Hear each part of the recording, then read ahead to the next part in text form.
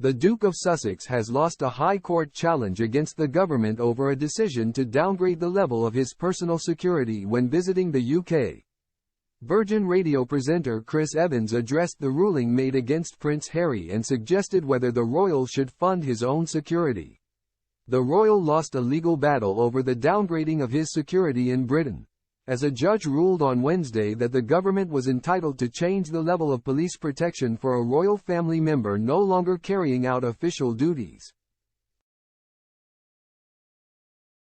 The Duke of Sussex had taken the Home Office to court after it cut spending on his personal security, with the 39-year-old claiming the decision, made in 2020, could put him at risk. He could now be facing an estimated legal bill of around £1 million after losing the High Court challenge against the government over taxpayer-funded security while he is in the UK. Speaking on his radio program on Thursday, Chris weighed in on the row and was joined by his co-stars Rachel Horne and Vassos Alexander. Reading out the newspaper headlines, Chris mused. Harry faces £1 million legal bill after defeat over security row. This is about him having close protection when he comes over here, provided basically by the UK taxpayer. However, he still does get close protection. When he came over to see his dad, he received close protection, but he wants a different level. Rachel interjected.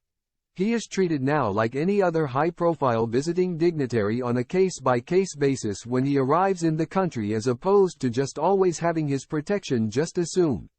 Chris went on. He spent £1 million of his own money. I think he has to pay the other side's cost as well because he lost.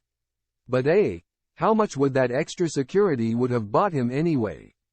And B, what is the difference between the level of security he is getting now and the level of security he wants?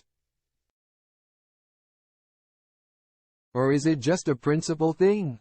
His colleague went on to suggest Harry being born into the royal family could potentially mean the Duke may feel entitled to the same royal privileges as his brother, Prince William, and father King Charles. It's a principle thing, Rachel replied. It's the fact he was born into the royal family, and so this is not a position he chose, and so he feels entitled to the same level of protection as other working royals.